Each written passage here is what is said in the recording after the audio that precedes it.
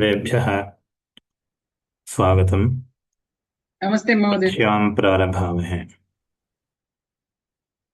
येनाक्षरसमाम्नायमधिगम्य महेश्वरात् कृत्स्नं व्याकरणं प्रोक्तं तस्मै पाणिनये नमः।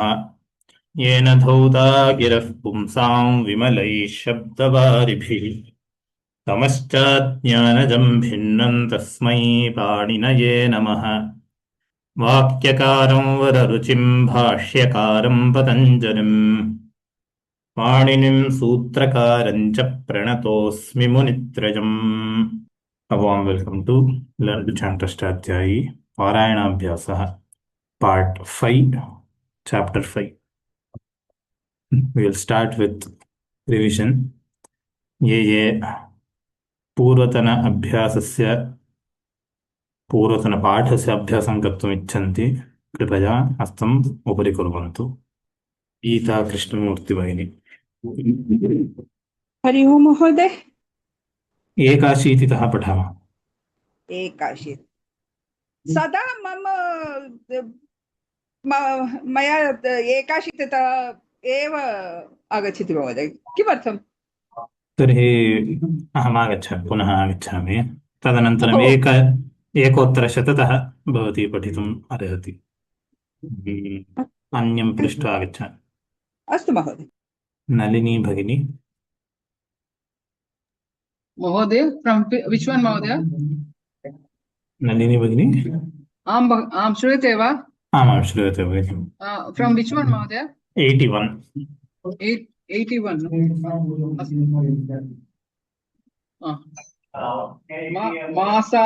मासाद वयसि यत् कञ्चौ द्विगो some disturbance is there.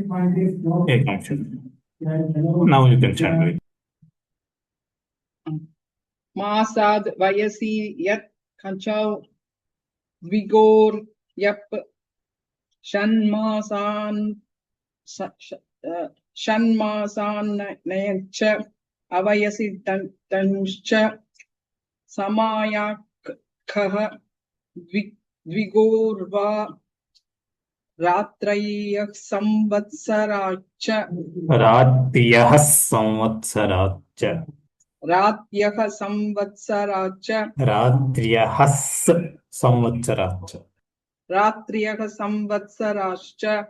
राच्च वशाल्लुकच्च चित्तवती नित्यं षष्टिका षष्टिरात्रेण पच्यन्ते वत्सरान्ताच् षष्ठन्दसि सम्परिपूर्वात्थ च तेन परिजय्य लभ्यकार्य सुखरं तदस्य ब्रह्मचर्यं तस्य च दक्षिणा यज्ञाख्येभ्यः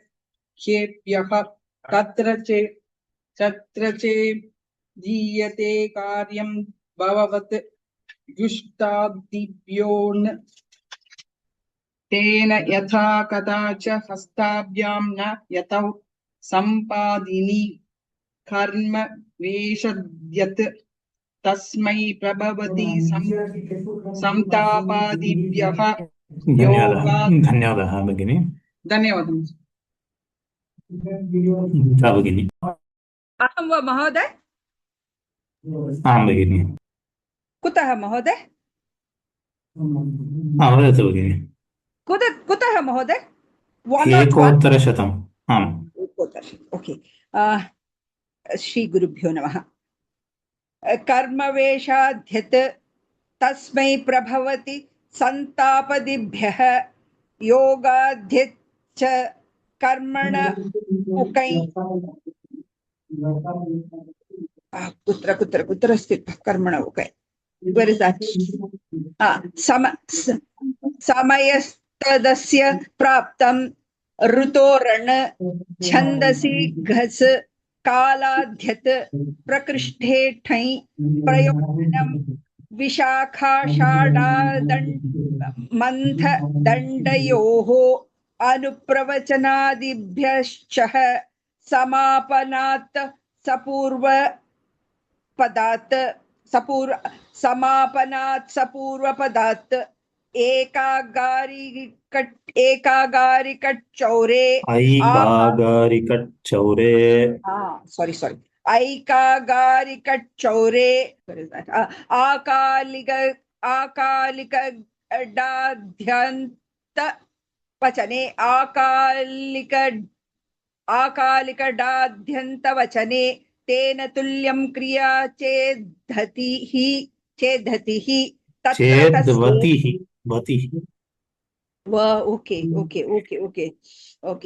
तेन तुल्यं क्रिया चेद्वतिः तत्र तस्यैव तदर्हम् उपसर्गाच्छन्दसि धात्वर्थे तस्य भावस्त्वतलौ आचत्वात् बाब्रे धन्यवादः Thank you, Mahoday. You saved me from that big one.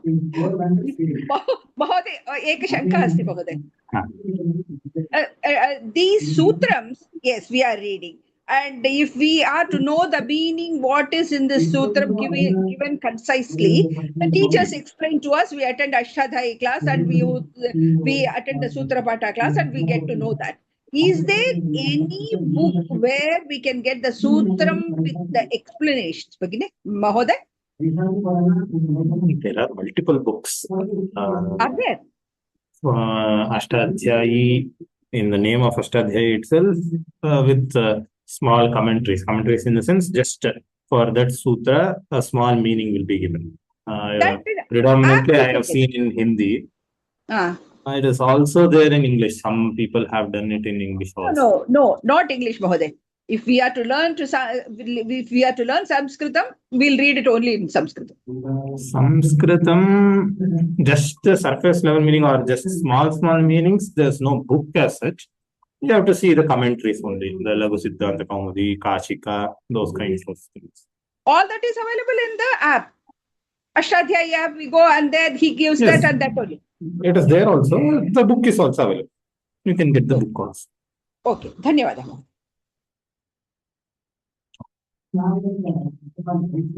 Next, Shanti Bhai. Namaste, Mahoday. Namaste. Ajatvat nanain purvatat purushada chatura sangatha lavana vata yuda kata rasa lasebhyaha prithvadibhya imanichva varnadridadibhya shaincha gunavachana brahmanadibhya karmanicha Stenadhyannalopascha sakyuryaha kapinyatyorghak patyanta purohitadibhyo yak pranabhrujhadi vayo vachanodhatradibhyo hayananta yuvadibhyo igantacha lagupurvat Yopadhat Gurupottamat Poing Dvandva Manognadibhyascha Gotra Charana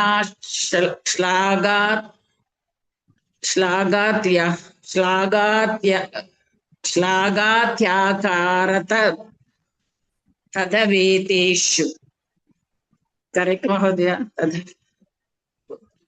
Gotra. Correct? Yes. Dhanyawad. Hotrabhyaschaha brahmanastvaha prakrita chatacha sarvabhumi saptanong masat tasmai prabhavati nanain purvat shodasha iti paniniya sutra pate panchamadhyaye pradhamah padaha. Dhanyawad. Padmavati Bhagini. Sandala Padmavati Bhagini. Dhanyawad. Ram Mahodaya. Masadvayasi yat khayo dvigor yap shanmasan yacha avayasi thansha samaya kaha dvigorva ratrahas samvascharacha varshalukcha चित्तवति नित्यं षष्टिका षष्टिरात्रेण पच्यन्ते वत्सरान्ताश्च छन्दसि सम्परिपूर्वात् ख च तेन परिजय्य लभ्य कार्यसुकरं तदस्य ब्रह्मचर्यं तस्य च दक्षिणा यज्ञसङ्ख्येभ्यः तत्र च दीयते कार्यं भववत् तु विष्टादिभ्यो तस्य च दक्षिणा भववत् तत्र च दीयते कार्यं भववत् before the sutra before that तस्य च दक्षिणा यज्ञासङ्ख्येभ्यः यज्ञाख्येभ्यः, right? I don't think it is यज्ञसङ्ख्येभ्यः. यज्ञाख्येभ्यः क्षम्यतां तस्य च दक्षिणा यज्ञाख्येभ्यः तस्य च दीयते कार्यं भववत् विष्टादिभ्यो तेन यथा कथा च हस्ताभ्यां न्ययतो सम्पादिने कर्मवेष्टाद्यत् तस्मै प्रभवति संतापादिभ्यः धन्यवादः भगिनी. धन्यवादः. श्यामला राजीव भगिनी. नमस्ते महोदय. नमस्ते. कर्मवेषाद्यत् तस्मै प्रभवति संतापादिभ्यः योगाद्यच्च कर्मण कुकै समयस्तदस्य प्राप्तं ऋतोरण छन्दसि घस् कालाद्यत् प्रकृष्टेष्ठै प्रयोजनं विशाखाषाढादण्मन्थदण्डयोः अनुप्रवचनादिभ्यश्च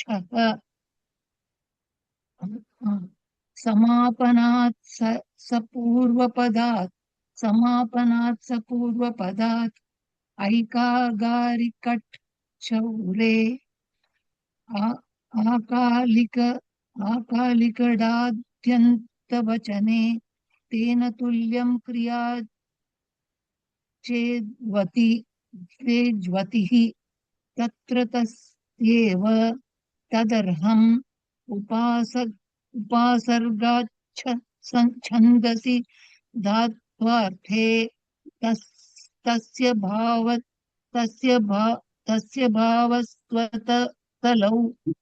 भावस्त्वतलौ आचत्वात्.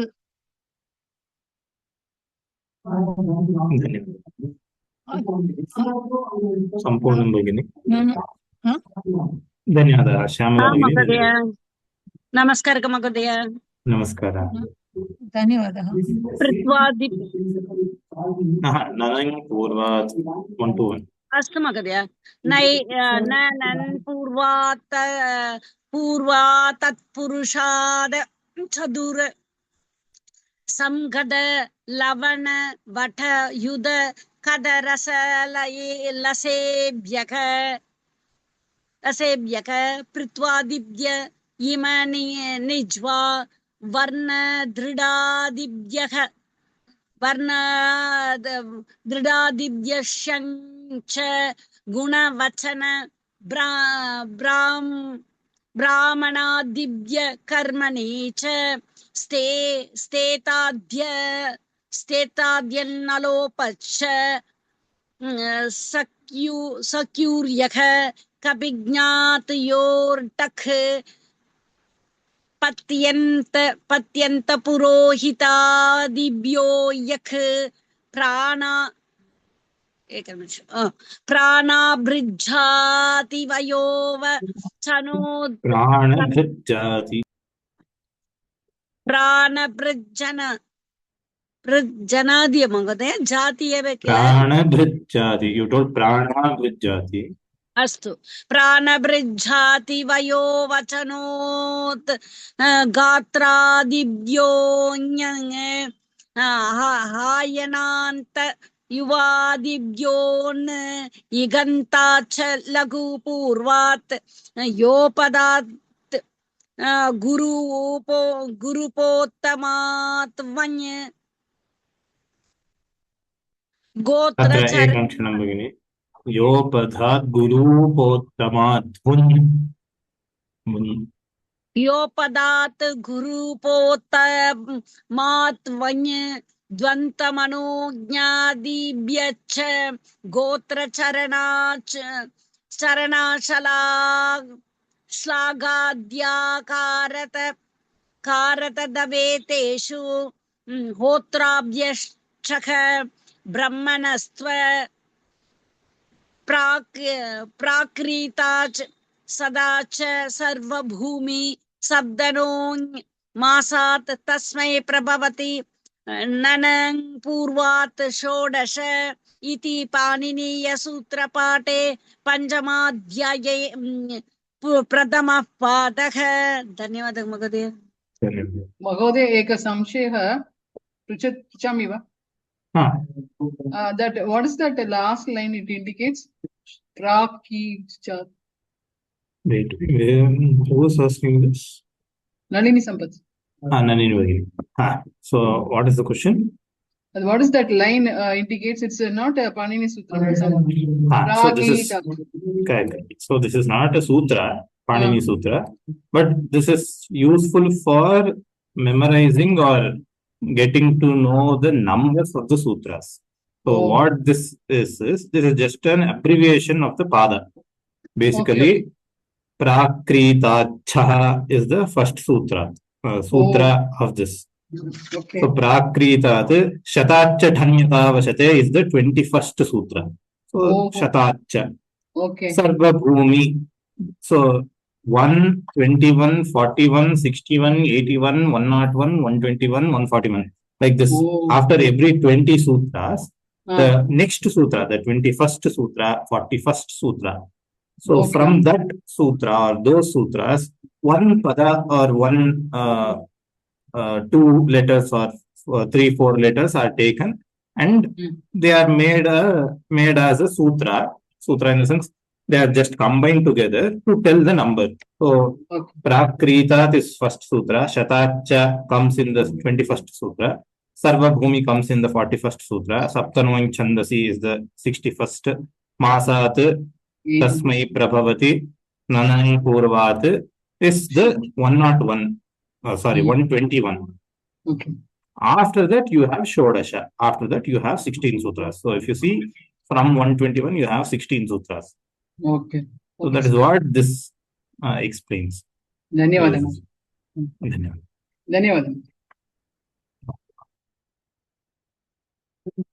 Now, coming back to chanting, Chitra Bhagini, Chitra Shrikant.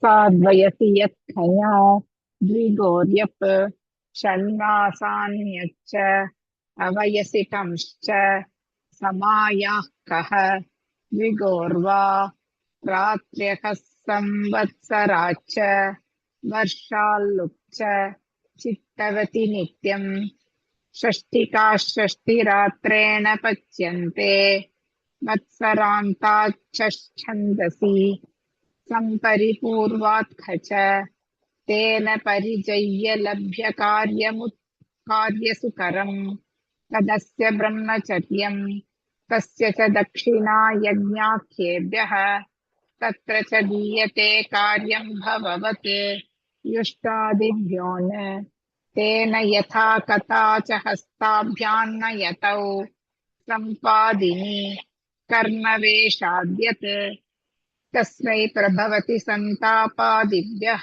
धन्यवादः। लक्ष्मी भगिनी।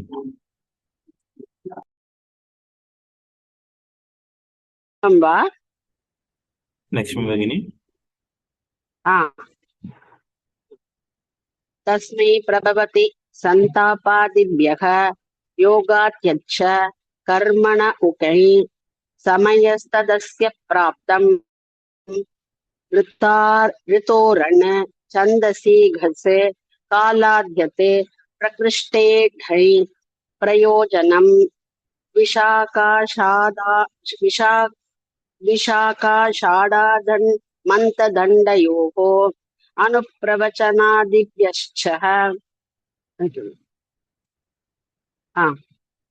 समापनात् सर्वपूर्वपदात् ऐकागारिकच्छौरे आकालिकडाद्यन्तवचने तेन तुल्यं क्रिया चेद्वत्तिः तत्र तस्यैव तदर्हम् उपसर्गाच्छन्दसि धात्वर्थे तस्य भावस्वतलौ आचत्वात् अलम भगिनी अलम धन्यवादः धन्यवादः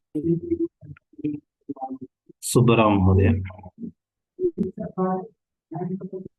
नमस्कार महोदय नमस्ते 121 यस यस सर नई पूर्वात् तत् पुरुषाद चतुर संगत लवण वट युध कतर सलसेभ्यः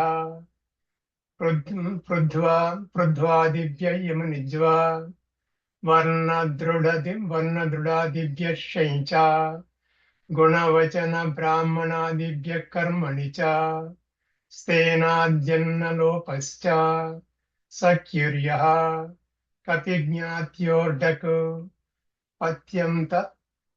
पत्यन्त पुरोहितादिभ्यो यक् प्रणभृज्याति वयोवचनोद्गात्रादिभ्यो प्राणभृज्याति यस सर प्राणभृज्याति वयोवचनोद्गात्रादिभ्यो आयनान्ता युवादिभ्योऽन् इगन्ताच्च लघुपूर्वात् योपदाद्गुरुपोत्तमा माध्वी द्वन्द्वमनोज्ञादिभ्यश्च गोत्रचरणाच्च श्लाघात्याकार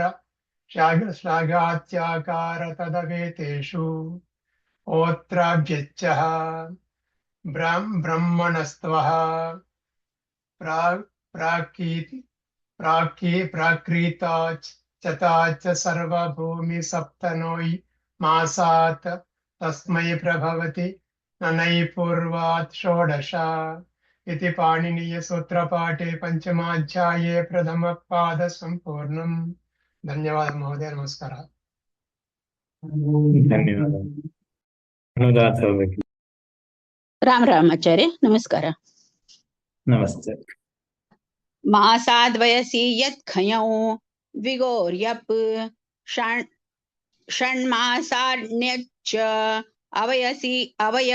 अवयसि ठंश्च समायः खः द्विगोर्वा रात्रिहं संवत्सराच्च वर्षाल्लुक् च चित्तवती नित्यं षष्टिका षष्टिरात्रेण पच्यन्ते वत्सरान्ताच्च छन्दसि। उपरि करोतु आचार्य, स्क्रीन् उपरि करोतु। सम्परिपूर्वात् ख च तेन परिजय्य लभ्य कार्य सुकरम् तदस्य ब्रह्मचर्यं तस्य च दक्षिणा यज्ञाख्येभ्यः तत्र च दीयते कार्यं भववत् व्युष्टादिभ्योऽण तेन यथा कथा च हस्ताभ्यो न यतौ सम्पादिनी कर्मवेशाद्यत्। सम्यक् वा? धन्यवादः आचार्य। भरणीश्वरी बहन नमस्ते महोदय।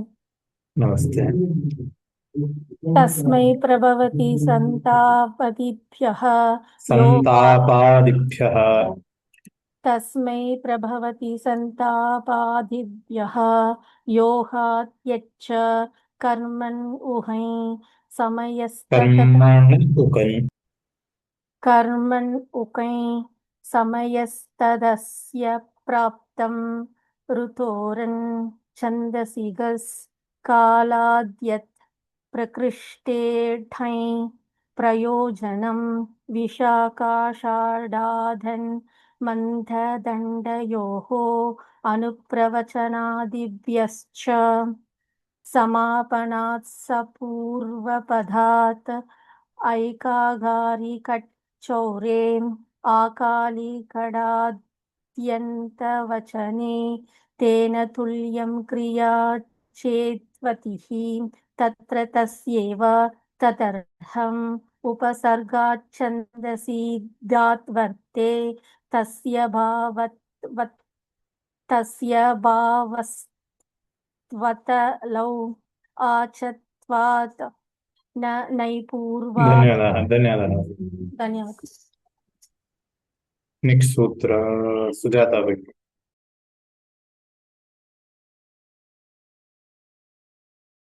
नमस्ते महोदय न नै पूर्वात् तत्पुरुषाद चतुरसङ्गतलवणवटयुधकतरसलसेभ्यः प्रत्वादिभ्य इमनिज्वा वर्णदृढादिभ्यश्यै च गुणवचनब्राह्मणादिभ्यः कर्मणि च स्तेनाद्यन्नलोपश्च सख्युर्यः कपिज्ञात्योर्ढक् पत्यन्तपुरोहितादिभ्यो यक् किञ्चित् उपरि करोतु वा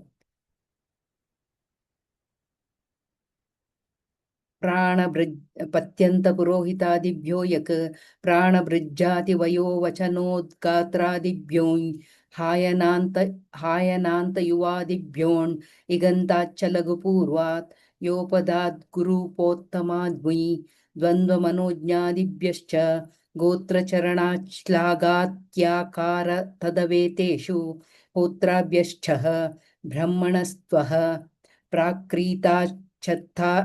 प्राक्रीताच्छताच्च सर्वभूमिसप्तनोः समासात् तस्मै प्रभवति तनै पूर्वात् षोडश इति पाणिनीयसूत्रपाठे पञ्चमाध्याये प्रथमः पादः धन्यवादः महोदय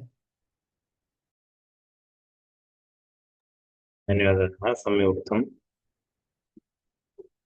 मुत्तुलक्ष्मी भगिनी कण्ठस्थीकृतं वा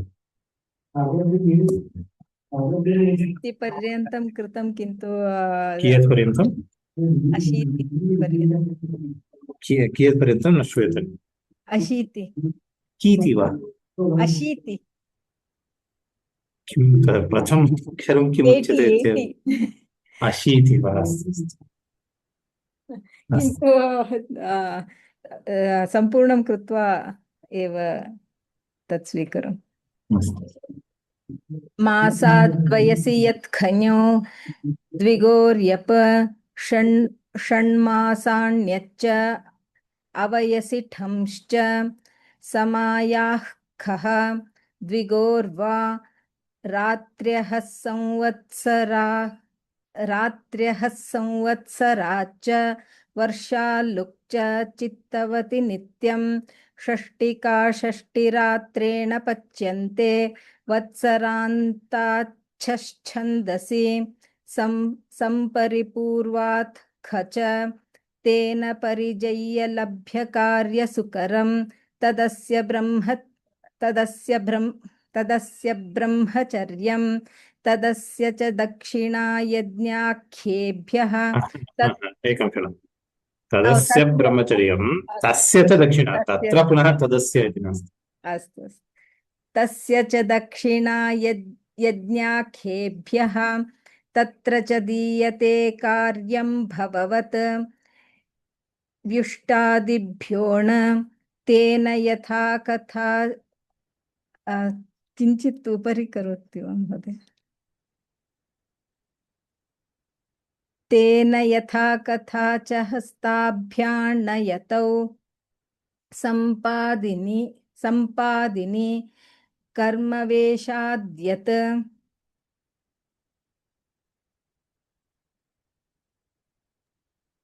धन्यवादः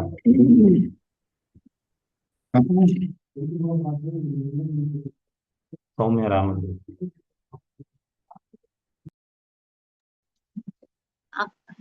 नमस्ते महोदय हेलो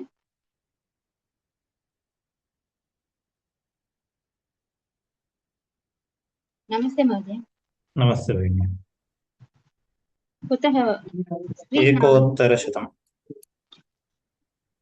तस्मै प्रभवति संतापादिभ्यः योगाद्यच्च कर्मण उकं समयस्तदस्य प्राप्तं ऋतोरन् छन्दसि घस् कालाद्यत् प्रकृष्टे तन् प्रयोजनं विशाखाषाढाधन् मन्थदण्डयोः अनुप्रवचनादिभ्यश्च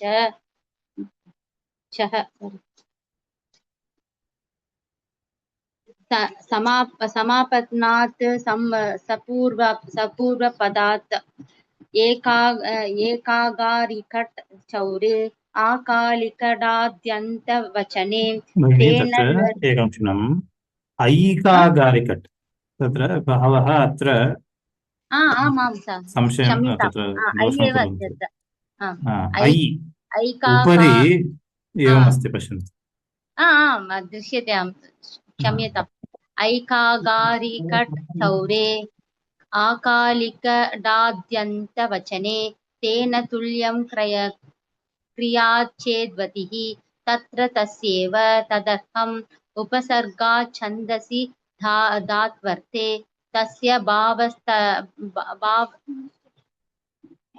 भावस्तलौ आचत्वात् न नै धन्यवादाः क्षम्यतां महोदय धन्यवादाः भगिनी धन्यवादः क्षम्यताम् सत्यमूर्ति महोदय नमस्कारः महोदय नमस्ते ननैञ्च पूर्वात् तत्पुरुषात् चतुरसङ्गत लवणवट युधकत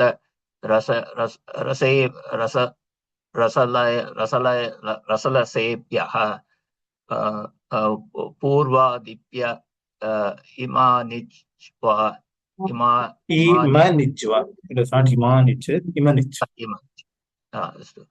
पूर्वादिप्य इमनिच्वा वर्णदुड दिप्यः ज्ञञ्च गुणवचन ब्राह्मणादिप्यः कर्मणि च स्तेनात्यन्तलोपश्च सख्युर्यः कपिज्ञात्योर्टक् पत्यन्त पुरुषो हिता देव्यो यक् प्राणपृच्छाति वयोवचन उद्रान् दिप्योञ्च हयनान् नयुवा दिप्योन् इगन्ताच्च लघुपूर्वात् योबद्याद् गुरुपोत्तर माद्रिञ्ज द्वन्द्वमनोज्ञादिप्याश्च गोत्रचरणाञ्चलगदाद्यागार रथद वेदेषु क्षम्यतां होत्रेभ्यञ्च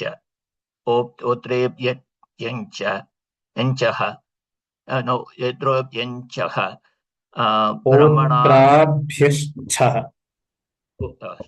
गोत्राभ्यश्चः ब्राह्मणस्त्वः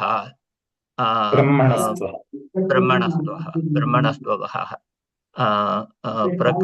प्रकृतिवाद चदाश्च सदा सर्वभूमि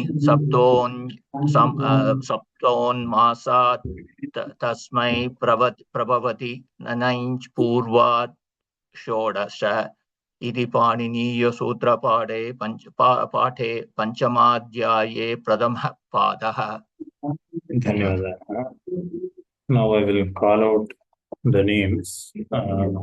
Others who have not got the chance, I will give a chance tomorrow. Now, I'll call out the names. Just a second.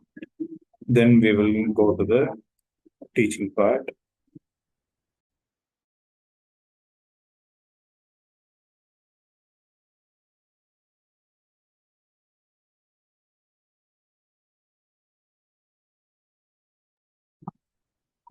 Satyamurthy Mahodaya. कृतवान् इदानीमेव।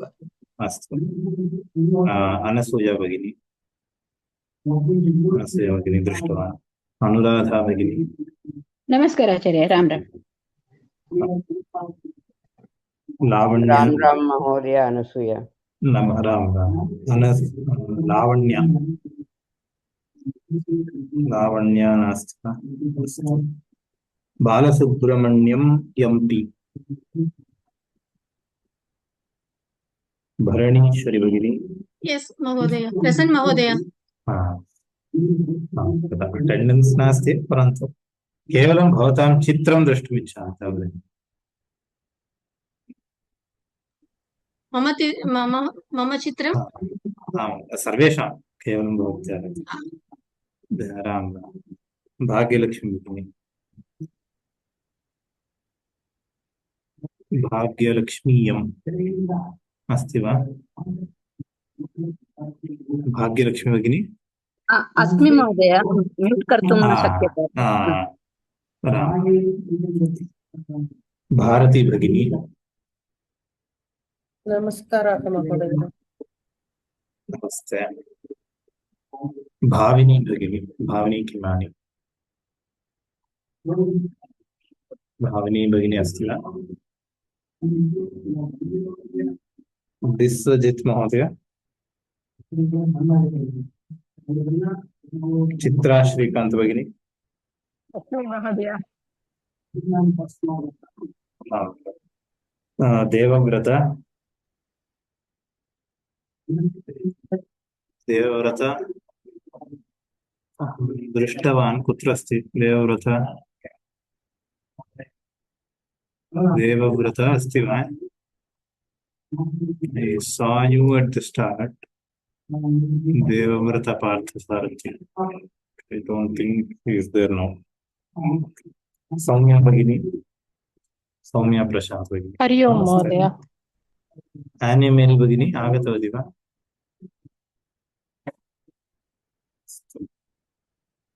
गीता कृष्णमूर्ति भगिनी। अस्मि एव भगिनी। चित्रमपि दर्शयितुं शक्यते चेत् आनन्दाय कल्पते। सत्यम् आनन्ददायकं न भवति चेत् किं करोमि? अस्माकम् आनन्दो भवति। अस्मि महोदय, दृश्यते वा? केवलं नेत्रे दृश्यते। अत्र पवर् सप्लै नास्ति महोदय, अतः। अस्तु, इदानीं दृश्यते। अस्तु, गिल्स् महोदय नमस्ते। अस्तु, दृष्टवान्। हरिलक्ष्मी भगिनी। गिल्स् महोदय नमस्ते। हरि ओम। हरि ओम। हरिलक्ष्मी बीटी। अस्तु,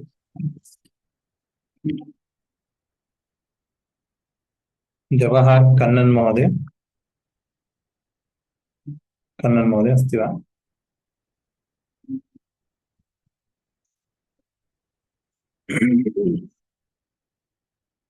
कन्नन, जवाहर कन्नन महोदय।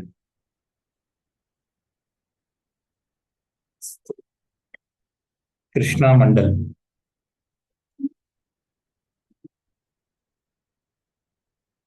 लक्ष्मी राम सुब्रमण्यन भगिनी नमस्ते। राम राम।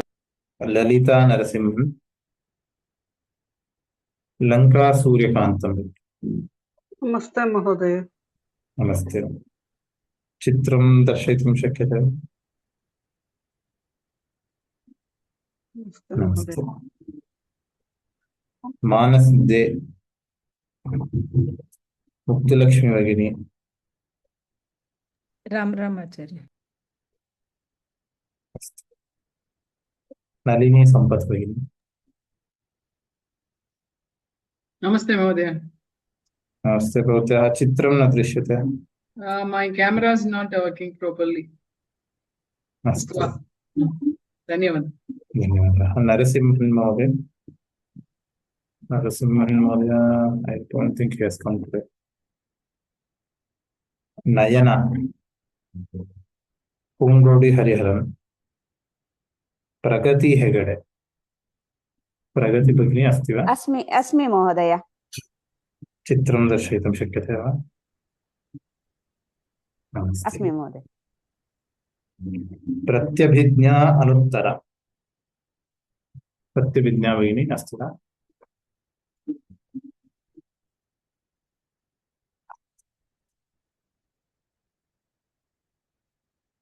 पुष्पराज सिंह,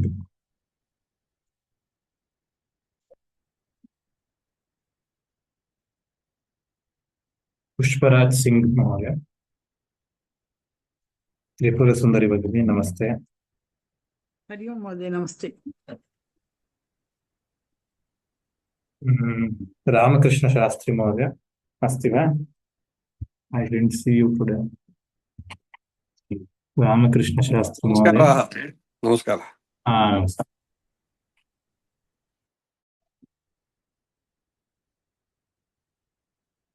एस वेंकटरामन,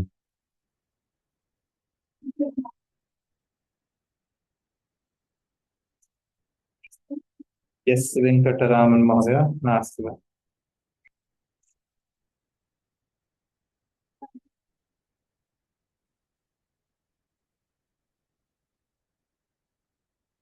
अखिला भगिनी कुत्रापि दृष्टवान्।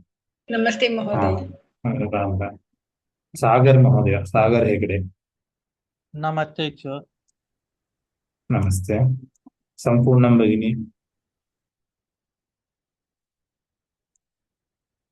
संपूर्णं भगिनी कुत्र अस्ति? संदाल पद्मावती भगिनी। राम राम महोदय। नमस्ते। शारदा भगिनी, शारदा गोपाल। नमस्कारः। पालवल सर, शारदा पालवल। राम राम महोदय। शारदा गोपालन् आहूतवान्। अस्मि महोदय। शारदा पलवसा, पलवलसा वा? पालवलसा। पालवलसा। नमस्ते। नमस्कारः। सारदा भगिनी, सारदा पुराणिक भगिनी। सारदा भगिनी दृष्टवान् वा? सारदा भगिनी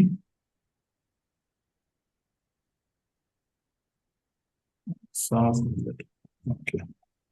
शांति भगिनी, शांति राजा गोपाल। अस्मि महोदय। नमस्ते। नमस्ते। शारदा देवी कलवकुंट,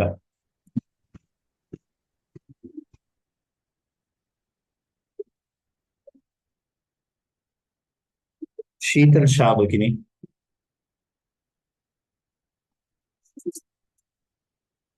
शीतल शाह। श्यामला राजीव। नमस्ते महोदय। नमस्ते।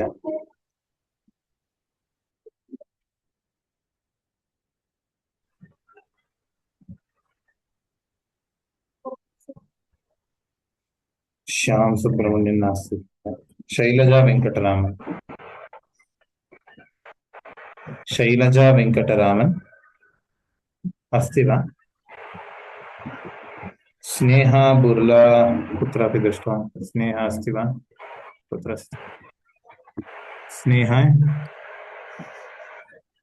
स्नेहे अस्ति वा? अस्मि महोदय। राम राम। सोनिया भगिनी। राम राम महोदय। हेलो, अस्मि महोदय। सौम्या रामन वा? सौम्या, सौम्य रामन। अस्मि महोदय। एषा प्रथमा कक्षा वा? Have you come for the first class? अहं रेकार्डिंग् दृष्टवती इदानीं। अस्तु अस्तु अस्तु अस्तु। सौम्या CS भगिनी, सौम्या CS। राम राम महोदय। अस्मि। Ram.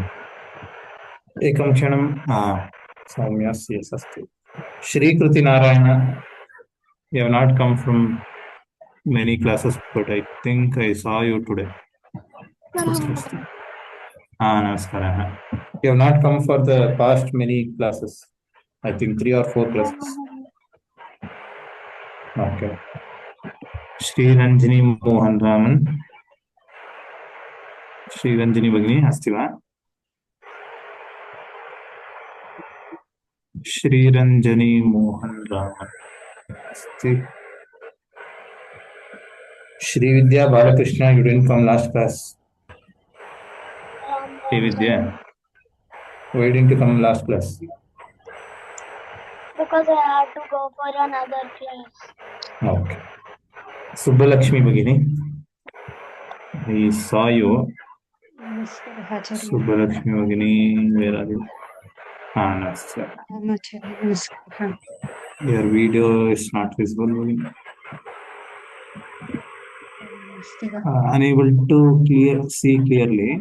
Can you keep the mobile or desktop a little far so that I can see your face come?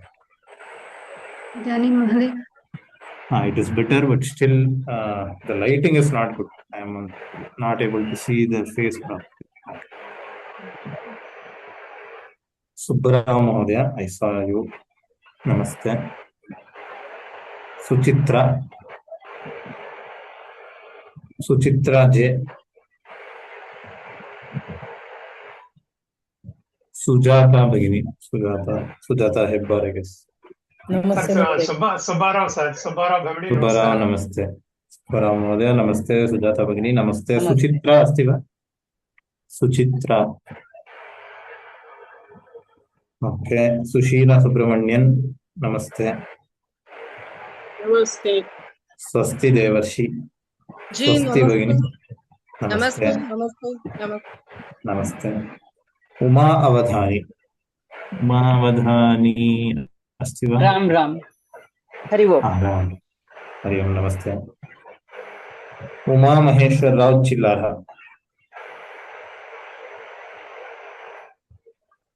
Vanaja भगिनी वनजा अस्ति वा?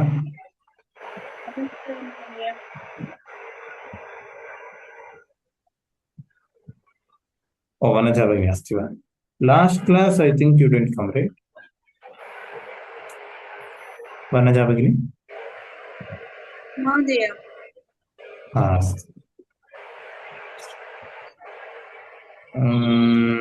Venkataraman Shiva Subramanian. Ram Mahodaya. Ram Mahodaya. Ram namaste. Ram namaste Mahodaya.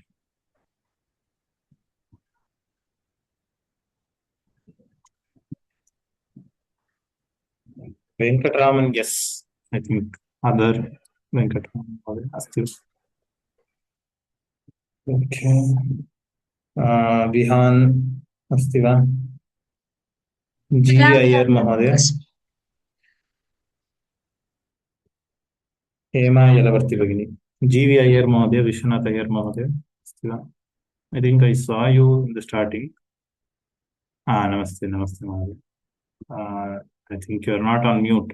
Sorry, you are on mute, GVI. Yeah. Sorry. Namaste. Namaskara.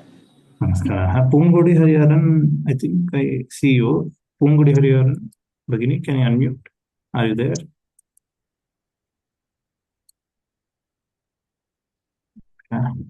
Yes, Venkataraman is also there. Yes, Venkataraman Mahodaya. Okay. I hope I have called out everyone's names. Have I missed anyone's name?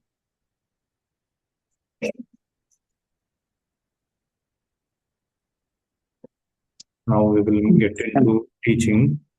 Within 10 minutes, we will try to finish.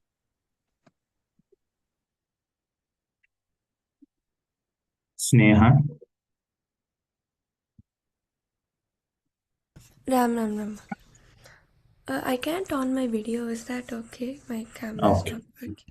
Okay. Masadvayasi yat khanyau.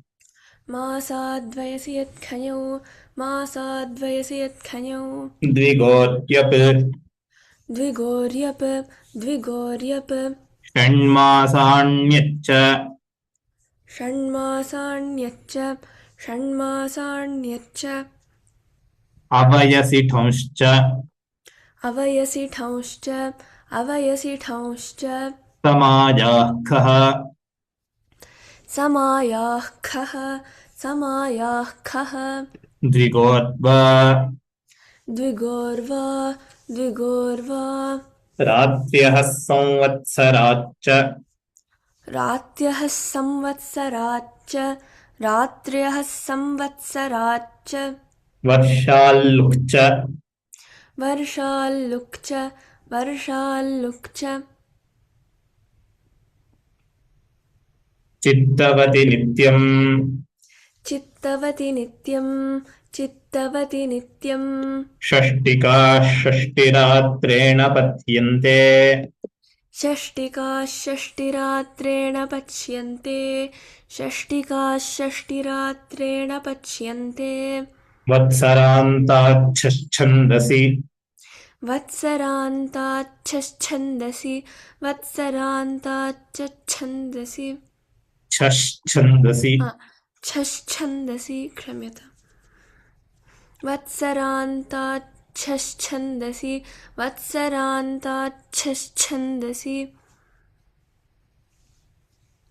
सम्परिपूर्वात् खच सम्परिपूर्वात् खच सम्परिपूर्वात् खच तेन परिजय्य लभ्यकात्यसुकरम् तेन परिजय्य लभ्यकार्यसुकरम् तेन परिजय्य लभ्यकार्यसुकरम् तदस्य ब्रह्मचर्यम् तदस्य ब्रह्मचर्यम् तदस्य ब्रह्मचर्यम् तस्य च दक्षिणायज्ञाख्येभ्यः तस्य च दक्षिणायज्ञाख्येभ्यः तस्य च दक्षिणायज्ञाख्येभ्यः तत्र च दीयते कार्यम् भववत् तत्र च दीयते कार्यं भववत् तत्र च दीयते कार्यं भववत् व्युष्टादिभ्योऽण् व्युष्टादिभ्योऽण् व्युष्टादिभ्योऽण् तेन यथा कथा च हस्ताभ्याण्णयतौ तेन यथा कथा च हस्ताभ्याम्नयतौ तेन यथा कथा च हस्ताभ्याम्नयतौ सम्पादिनि सम्पादिनि सम्पादिनि कर्मवेषाद्यत् कर्मवेषाद्यत् कर्मवेषाद्यत् तस्मै प्रभवति सन्तापादिभ्यः तस्मै प्रभवति सन्तापादिभ्यः तस्मै प्रभवति सन्तापादिभ्यः योगाद्यच्च योगाद्यच्च योगाद्यच्च कर्मण उकञ् कर्मण उकञ् कर्मण उकञ् समयस्तदस्य प्राप्तम्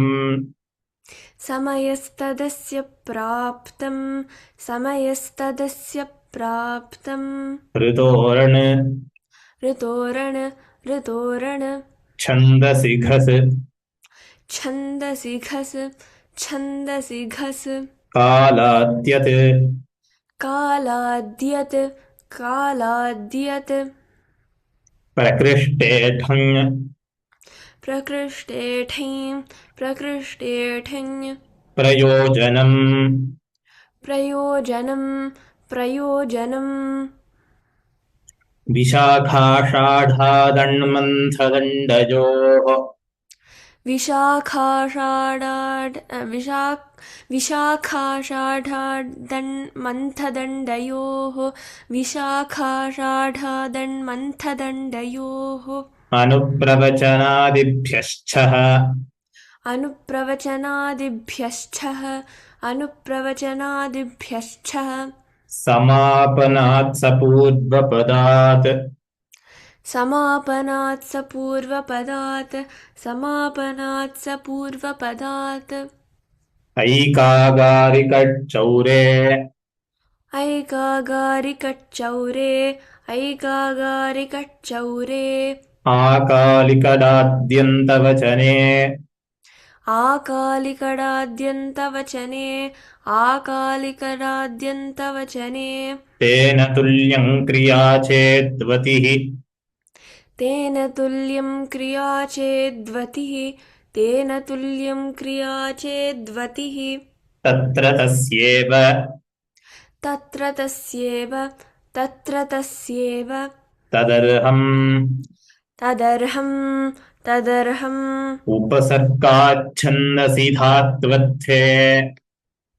उपसर्गाच्छन्दसि धात्वर्थे उपसर्गाच्छन्दसि धात्वर्थे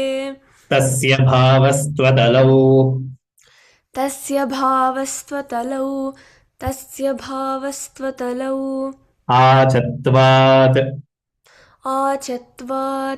आचत्वात् ननन्पूर्वात् तत्पुरुषादचतुरसङ्गतलवणवटयुधकतरसलसेभ्यः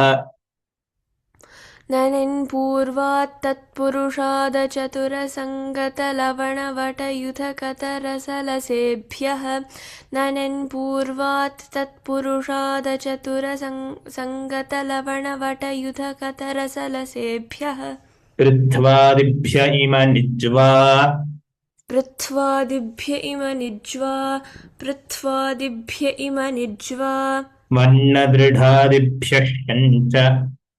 वर्णदृढादिभ्यश्यञ्च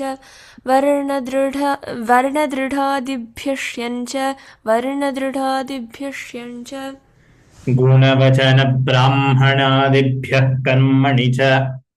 गुणवचनब्राह्मणादिभ्यः कर्मणि च गुणवचनब्राह्मणादिभ्यः कर्मणि च स्तेनाद्यन्नलोपश्च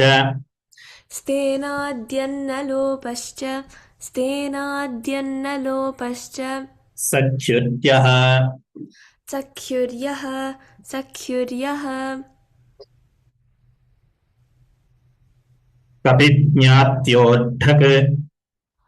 कपिज्ञात्योर्ढक्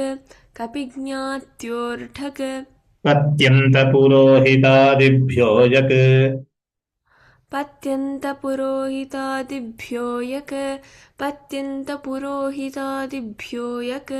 प्राणभृज्जातिवजो वचनोद्गात्रादिभ्योन्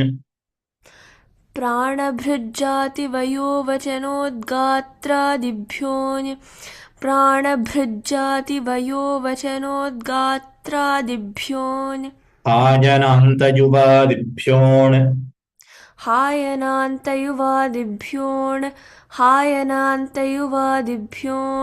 इगन्ताच्च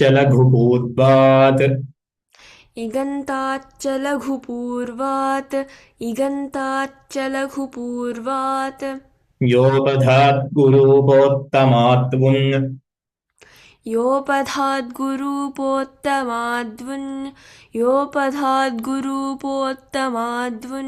द्वन्द्वमनोज्ञादिभ्यश्च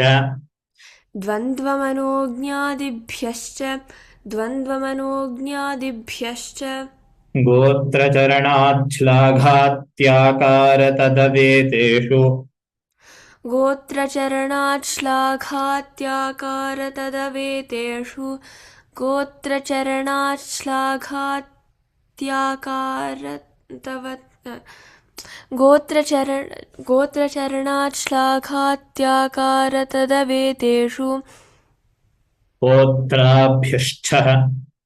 होत्राभ्यश्च ब्रह्मणस्त्वः